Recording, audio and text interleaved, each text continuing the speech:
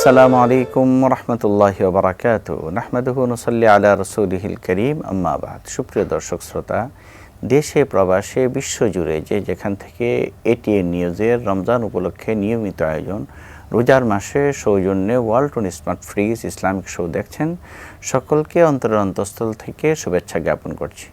সুপ্রিয় দর্শক শ্রোতা, আমরা এই অনুষ্ঠানে ইসলামের বিভিন্ন বিষয় সম্পর্কে আলোচনা করি। আজকে আমরা আলোচনা করব সদকাতুল ফিতর, যেটাকে আমরা রোজার ফিতরা নামেও জানি।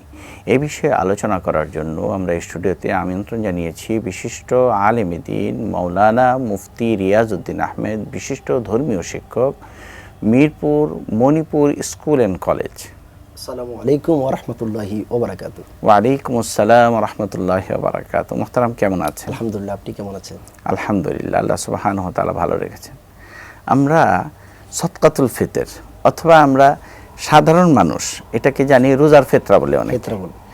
তো সদকাতুল ফিতরের ইসলামের যে মৌলিক বিধানটি রয়েছে এই সম্পর্কে আমরা আজকে আলোচনা শুনতে যাচ্ছি আপনার কাছে। আলহামদুলিল্লাহ ওয়া শুকরিল্লাহ ওয়া সালাতু ওয়া সালামু আলা রাসূলিল্লাহ। অত্যন্ত সুন্দর একটি বিষয় আপনি বলেছেন যে সদাকাতুল ফিতর, যেটিকে আমরা গ্রামে ফিতরা হিসেবে আমরা জানি এবং চিনি।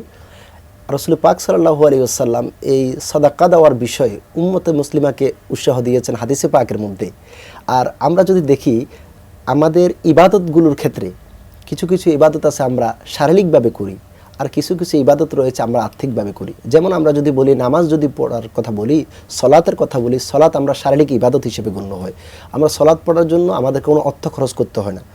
অপরদিকে আমরা যদি সাওম আদায় করি, যেমন আজকে এই রমজানুল মুবারকে আমরা যে সিয়াম সাধনা করি, এই সিয়াম পালন করার জন্য আমাদেরকে কোনো অর্থ ব্যয় করতে হয় না, আলহামদুলিল্লাহ। কিন্তু আপনি যদি দেখেন হজ করার জন্য, আপনি যদি দেখেন যাকাত প্রদান করার জন্য, যেমন ইসলামের বুনিয়াল ইসলাম খামসান শাহাদাতিন আল্লাহ ইলাহা ইল্লাল্লাহ ওয়া আন্না মুহাম্মাদুর রাসূলুল্লাহ, যে একটা হাদিসে পাকের মধ্যে রয়েছে যে ইসলামের ভিত্তি হচ্ছে পাঁচটি, এই কালিমা, নামাজ, রোজা, হজ, যাকাত। এই পাঁচটি ভিত্তি যদি আপনি দেখেন, পাঁচটি ভিত্তির মধ্যে আপনার দুটি, বিশেষ করে দুইটির মধ্যে অর্থের সাথে সম্পৃক্ত, একটা যাকাত আর একটা হচ্ছে হজ। হজ করতে গেলে সামর্থ্যবান হতে হবে, টাকা লাগবে, সেই টাকা দিয়ে আপনি হজ যেতে পারবেন। আর যাকাত প্রদান করার জন্য আপনাকে নির্দিষ্ট একটি সময় আপনার একটি অর্থ আপনার কাছে যদি থাকে, সে মালের যাকাত আপনাকে দিতে হবে। আর বাকিগুলো হচ্ছে শারীরিক ইবাদত দুটি, যে সাওম এবং নামাজ। এই দুই জায়গা থেকে আমরা শারীরিক ইবাদত বলি। কিন্তু আজকের বিষয় হচ্ছে সাদাকাতুল ফিতর সম্পর্কে। অর্থাৎ সাদাকা করতে রাসূল পাক সাল্লাল্লাহু আলাইহি ওয়াসাল্লাম, সেই সাদাকাটা আমরা ফিতরা হিসেবে জানি এবং চিনি। বিশেষ করে এই রমাদানুল মুবারকে আমাদেরকে অবশ্যই প্রত্যেকের পরিবারে আমরা সদস্য অনুযায়ী হিসাব করে আমরা ফিতরা আদায় করি। আপনি ফিতরাটা আমরা কিভাবে দিব? রাসূল পাক সাল্লাল্লাহু আলাইহি ওয়াসাল্লাম সেই বিষয়টা হাদিসে পাকের মধ্যে আমাদেরকে কিছু বস্তুর নাম উল্লেখ করছেন। সেটা হচ্ছে আটা দিয়ে হোক, জব, সেটা আপনার ফনির হোক, এভাবে কিছু নির্দিষ্ট। আমরা যদি আমাদের দেশের হিসাব করি, এই বাংলাদেশে এই বছর না, বিষয়টি যদি এইভাবে করি আগে, যে আসলে কার উপরে সদকাতুল ফিতর ওয়াজিব হয়, এটা তো আগে আমাদের জানতে হবে। যে রোজাদার প্রত্যেকের জন্যই কি সদকাতুল ফিতর ওয়াজিব? রোজাদার প্রত্যেকের জন্য, যারা সামর্থ্যবান পরিবারের, যেমন আপনার পরিবারে যদি শিশু আছে, শিশুর উপর সে তো। আমরা কি এই কথাটা বলতে পারি তাহলে যে যিনি ঈদের দিন অর্থাৎ ঈদুল ফিতরে 7.5 ভরি স্বর্ণ অথবা 52 তোলা রূপা এই পরিমাণ অর্থের যিনি মালিক থাকবেন, উনার উপরে উনার পক্ষ থেকে এবং উনার নাবালিগ সন্তানদের পক্ষ থেকে আসলে সদকায়ে ফিতরাটা আদায় করা ওয়াজিব। আর মা বাবার পক্ষ থেকে বা স্ত্রীর পক্ষ থেকে আমাদের আদায় করাটা এটা সুন্নত, এটা আমাদের জন্য ওয়াজিব নয়। এখন যাকাত আর সদকায়ে ফিতরের মধ্যে পার্থক্যটা হচ্ছে এটা, যে যাকাতের মধ্যে 7.5 ভরি স্বর্ণ বা 52 তোলা রূপার মালিক হওয়ার পরে 1 বছর অতিক্রান্ত করতে হবে। কিন্তু সদকাতুল ফিতরে এটা না। ঈদের দিন সকালে কেউ যদি এভাবে মালিক হয়ে যায়, যে কেউ নিঃস্ব ছিল, আল্লাহ না করুক, ওই দিন তার বাবার ইন্তেকালের কারণে বাবার সমস্ত সম্পত্তির মালিক হয়ে গেলেন, তাহলে উনার উপরে সদকাতুল ফিতর দিতে হবে। দ্বিতীয় বিষয়টা আপনি যেটা এখানে আলোচনা করছিলেন, যে এখন সদকায়ে ফিতর আমরা কি মূল্যে দিতে পারি আমরা? সেটি হচ্ছে আমরা আমাদের বাজার দরে হিসেব করে, যেমন আজকের বাজার দরে আপনার এই আমাদের ফোনের দাম হিসেব করে এবং জবের দাম কত, সেটা আমরা হিসেব করে যদি দেখতে পারি, আজকে আমাদের দেশে ইসলামী ফাউন্ডেশন যেটা হিসেব দিয়েছে, সর্বনিম্ন হচ্ছে 110 টাকা যদি হিসাব করি, আর সর্বোচ্চ যদি দিই 2970 টাকা। এই হিসাব করে যদি আমরা দিতে পারি। অনেকে আবার প্রশ্ন করে, আমাদের অনেক ইমাম সাহেবদের কাছে প্রশ্ন করে যে আমি কি এই টাকা নির্দিষ্ট যেটা এটাই দিব? আমাদের অনেক জায়গায় দেখা গিয়েছে যে আমাদের বিশেষ করে গ্রাম অঞ্চল এবং আমাদের জানাশোনার মধ্যে অনেকে আছে যে নির্দিষ্ট টাকাটা 110 টাকা, তার তৌফিক আরও বেশি আছে দেওয়ার মতো, কিন্তু সে 110 টাকাই দিবে না। প্রিয় ভাইদেরকে আমি আহ্বান করব যে আপনারা একটু পরিবর্তন করেন। আপনার তৌফিক আছে, আপনি একটু বাড়িয়ে দেন।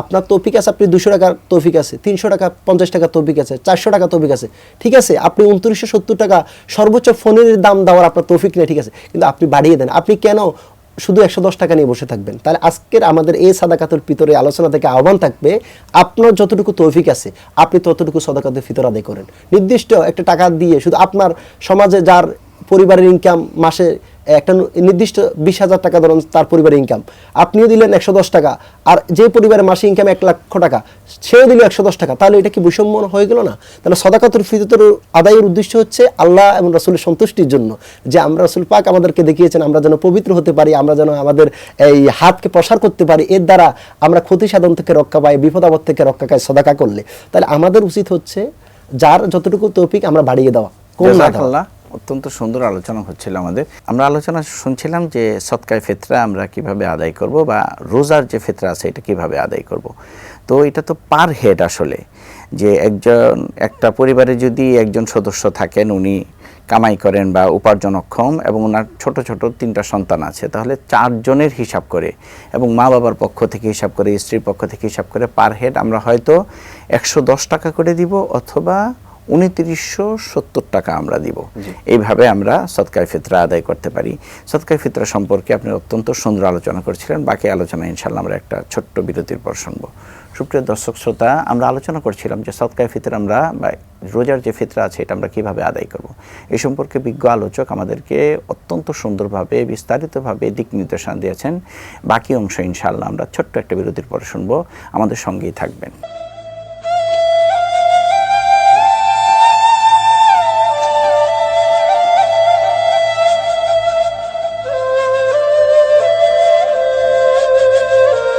আসসালামু আলাইকুম ওয়া রাহমাতুল্লাহি ওয়া বারাকাতুহু। বিরতির পর আপনাদের সকলকে আবারও আমন্ত্রণ জানাচ্ছি। আমরা আলোচনা করছিলাম রোজার ফিতরা বা সদকাতুল ফিতর আমরা কিভাবে আদায় করব।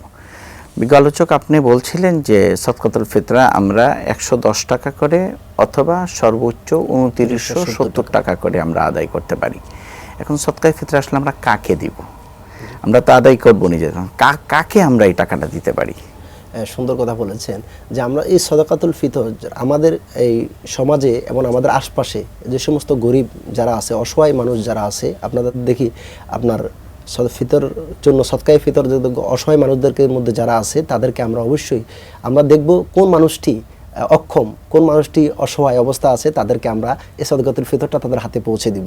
সাদাকাতুল ফিতর দেওয়ার ক্ষেত্রেও আমাদের সমাজে বিভিন্ন আপনার বৈষম্য করা হয়। বিশেষ করে আপনার এই আমাদের যে উদ্দেশ্য, সাদাকাতুল ফিতরের উদ্দেশ্য মূলত হচ্ছে আল্লাহ সন্তুষ্টির জন্য, কিন্তু আমরা সেটাকে বিভিন্নভাবে দিয়ে থাকি।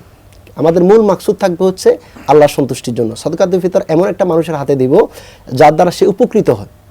একজন মানুষ সুস্থ সবল, তাকে আমি সাদকাতুল ফিতর দিলাম, তার এই অথচ তার পাশে একজন গরিব অসহায় যে হাঁটতে পারে না, চলতে পারে না, তার ঘরে বাজার করার জন্য ইনকাম করার জন্য ওরকম কোনো ব্যক্তি নেই, আমরা খুঁজে ওই সমস্ত মানুষদের হাতে যদি সাদকাতুল ফিতর আদায় করতে পারি, অবশ্যই তাদের আমাদের হকগুলো আদায় হবে।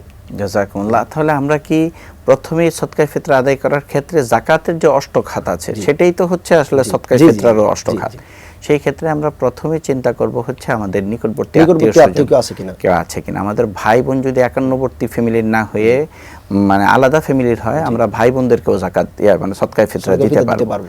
এই ক্ষেত্রে শুধু মা বাবাকে দিতে পারবো না, এবং নিজের যে সন্তান স্ত্রী আছে তাদেরকে আমরা দিতে পারবো না, আর না হয় আমরা সকলকেই দিতে পারবো। এখন বিষয়টা হচ্ছে যে আমাদের সমাজে যেটা আমরা করি যে অনেক মানুষ আমাদের কাছে আসে, যে নিডি মানুষ, দরিদ্র মানুষ এসে আমাদের কাছে হয় যাকাতের অর্থ চায় অথবা সদকায়ে ফিতরের অর্থ চায়।